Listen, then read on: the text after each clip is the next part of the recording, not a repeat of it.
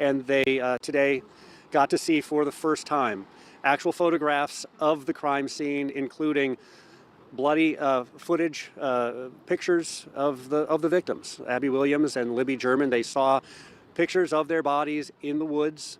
And I'll share with you some of the information that you're about to hear is graphic. So just a warning about that.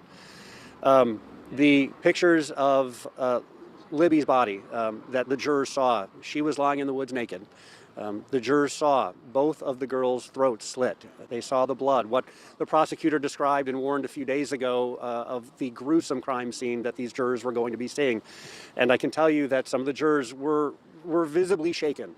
One of the jurors put his head down at one point, put his hands on top of his head as he looked down, as some of the most graphic photos were shown. Another juror, she was seen repeatedly just taking big, deep breaths and adjusting herself in her seat as she was seeing these. These are very tough things for anyone to see, and as you can imagine, extremely difficult for the families to see. And the families of Abby and Libby were in the courtroom today. They put their heads down in their hands, and they were crying as they saw these. They got to see the photos for the first time on Saturday. The video that you're seeing, I believe right now, is of the families as they were leaving court at the end of testimony Saturday.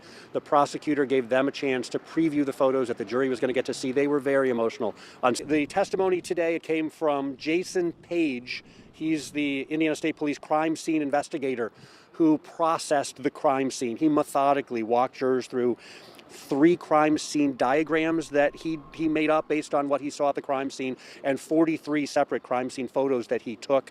Before that, we heard testimony from Darren Giancola. He's a Carroll County Sheriff's detective, and he was the first law enforcement officer to see the girls' bodies at the crime scene.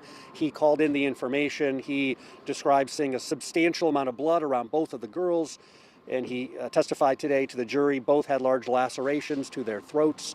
Again, the jury got to see exactly what the investigators were talking about. Large screens set up in the courtroom where these photographs were shown to the jury.